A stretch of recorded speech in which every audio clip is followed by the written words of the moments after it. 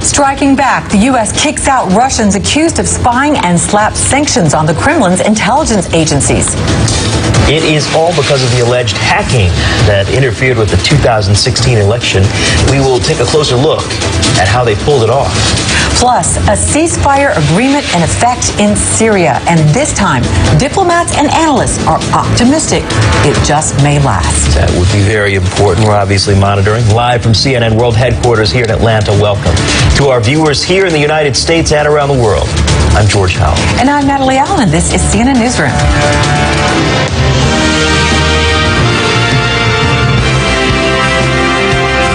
Russia is at the center of two major stories here in the waning days of 2016. It is presently 10 a.m. in Moscow. We're still monitoring for any new reaction. This, of course, after the United States slapped Russia with unprecedented new sanctions, punishment for its alleged interference in the 2016 election. In Syria, it's 9 a.m. and we are keeping a close eye on a nationwide ceasefire. Russia and Turkey brokered the truce. So far, it appears to be holding. We'll get more on that in a moment. All right, first let's talk, though, about the U.S. President Barack Obama, who did promise that he would respond to Russia about this alleged hacking in the U.S. election. He has done that, unveiling a range of new sanctions, which are all partly requiring nearly 36 diplomats to leave the United States. The sanctions are punishment for Russia's meddling in the 2016 presidential election. U.S. intelligence agencies say Russia hacked into computers at the Democratic National Committee. They released a trove of damaging information about Hillary Clinton and her top aides. All right, CNN's Jim Sciutto has more now on how the United States is responding to this. President Obama ordering strong and far-reaching retaliation against Russia for its unprecedented cyber attack on the U.S. election system. The U.S. is imposing sanctions against 9 Russian individuals and entities, including the Russian spy agency, the FSB, and the Russian military intelligence unit, the GRU, both believed to be behind the hack. The U.S. is ordering 35 Russian intelligence operatives and their families in California and Washington, D.C. out of the country within 72 hours and shutting down 2 Russian government-owned compounds, one in Maryland and another in New York. The president also declassifying intelligence on Russian cyber activity to help networks in the U.S. and abroad, quote, identify, detect, and disrupt Russian cyber attacks. In spite of this and the U.S. intelligence community's assessment that Russia ordered the election hacking, President-elect Trump just last night continued to dismiss both Moscow's involvement and the importance of the hacking at all. I think we ought to get on with our lives. I think that computers have complicated lives very greatly. The whole age of computer has made it where nobody knows exactly what's going on. Senator John McCain traveling this week with other senators in the Baltic region, where countries are most worried about Russian aggression, responding today to Trump's nonchalant remarks with a sarcastic jab. I agree with President-elect that we need to get on with our lives without having our elections being affected by any outside influence, especially Vladimir Putin, who is a thug and a murderer. In a statement before the announcement, Russia promised its own retaliation, saying if Washington takes new hostile steps, it will receive an answer. Any actions against Russian diplomatic missions in the United States will immediately backfire at U.S. diplomats in Russia. The U.S. intelligence community concluded that Russian President Vladimir Putin personally approved of the hacking, in part to hurt Hillary Clinton's campaign. This, according to intelligence, congressional, and other administration sources. Earlier this week, Senator Lindsey Graham, who's traveling with McCain, told CNN in an interview that Congress is planning its own payback.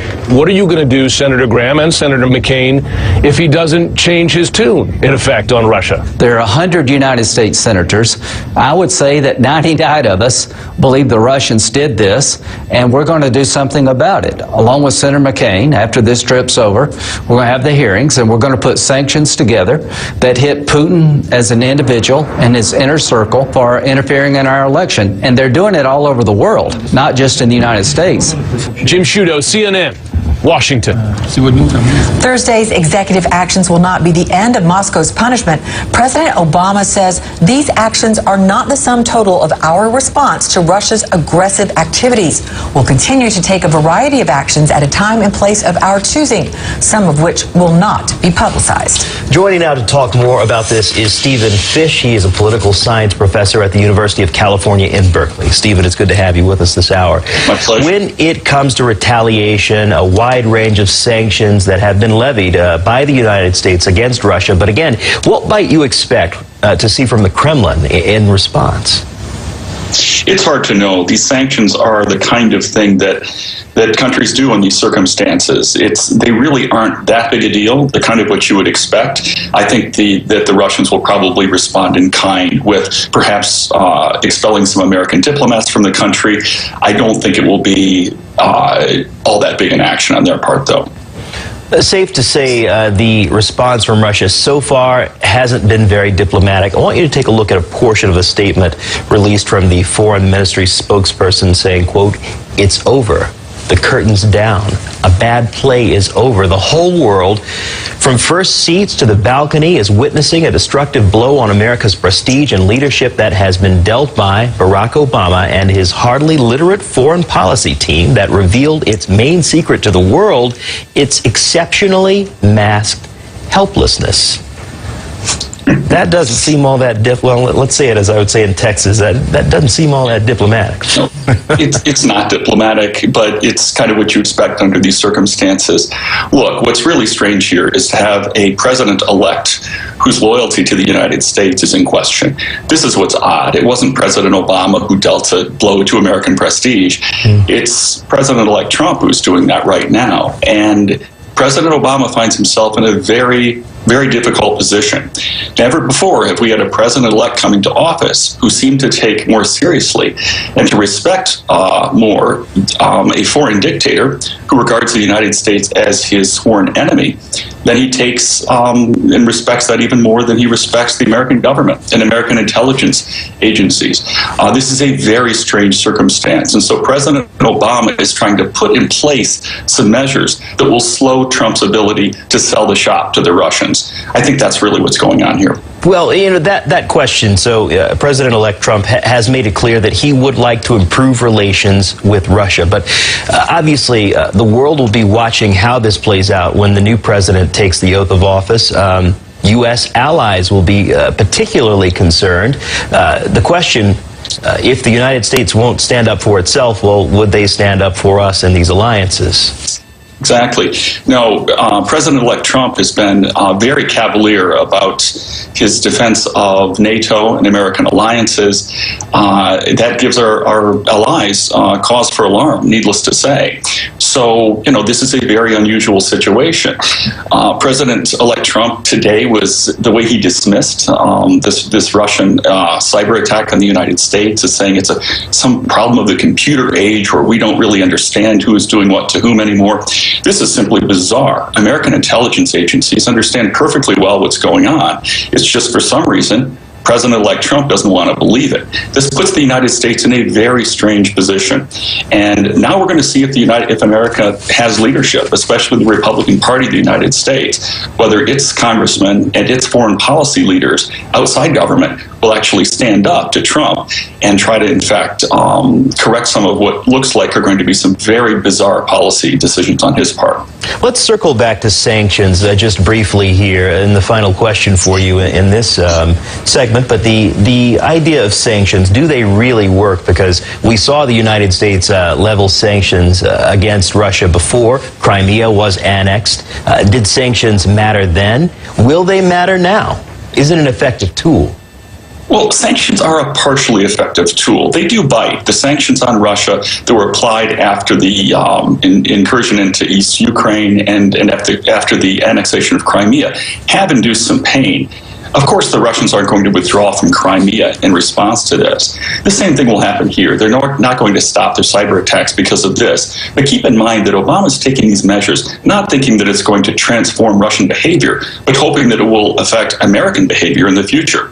he's hoping that it would be very difficult for Trump to rescind these sanctions. If he does, if he comes to office and says, as he said recently, it's time to move on, what he's going to be doing is basically saying either that he continues to deny that Russia is engaging in these activities, which I think is going to be increasingly hard for him to do after he takes office, or he's going to have to say, basically, it's okay if Russia does these kinds of things to us, which of course the Russians would never do if we do those kinds of things to them. So I think Obama's trying to guard the United States now against Trump, not against Putin. And obviously the big question would be when the new president takes the oath of office, would he roll back these sanctions that have been put in place by the U.S. President Barack Obama? And Stephen Fish, thank you so much for being with us, for your insight today. My pleasure, George. Well, Russia is a major player in the next story as well. We have for you a nationwide ceasefire in Syria is in its first full day. A fragile peace deal appears to be holding in the early going. Russia and Turkey, they helped to broker an agreement between the Syrian regime and several rebel militias. But a number of groups were left out of those talks. Our Ian Lee is monitoring this ceasefire from Istanbul, Turkey. He joins me now live with more about it. And Ian, could this be the one that works? Well, it could be the one that has the greatest chance of working, Natalie. You do have Russia, who is overseeing the Syrian regime, also Hezbollah, the Lebanese-backed militia, as well as the Iranian forces who are on the ground. And then on the other side, you have Turkey, which is overseeing the rebel side of the fighting. So for the most part, it does look like it could be the one that works, although it's still very early, and both sides have said this is very fragile. We are hearing on the ground that it is holding for the most part. There are 3 steps to this ceasefire. The first one is just to get the fighting to stop. The second step is to create a mechanism so that if there are any violations, that they'll be able to hash them out through negotiations, through dialogue. And then the third step is going to be getting these sides together in Kazakhstan next month to try to figure out some sort of peace deal that ends this 6-year civil war that has killed hundreds of thousands of people. Right, and what would be the sticking points in turning this ceasefire into a peace deal, Ian? Well, the first sticking point is going to making sure that the fighting stops, that both the rebels and the Syrian regime stop fighting between the two. Although it is important to note that ISIS is not a part of this ceasefire, as well as Jabhat Fatah Hashem, which is the Al-Qaeda affiliated rebel group. But there's also the YPG, which are the Kurdish fighters. They're not part of this ceasefire as well. So there are other elements on the ground that aren't a part of this. The other one is going to be the status of Syrian President Bashar al-Assad. Now, Turkey for the longest time has said Assad must go. But the question is now, with a peace deal, will they soften that stance? Absolutely. That is a big one. All right, Ian Lee following it for us. We'll stay in close contact with you, Ian. Thank you. Again, Russia has been slapped with U.S. sanctions, and Russia is not very happy about that. Up next, what the incoming U.S. president could do, and if reversing the measures would be a good idea.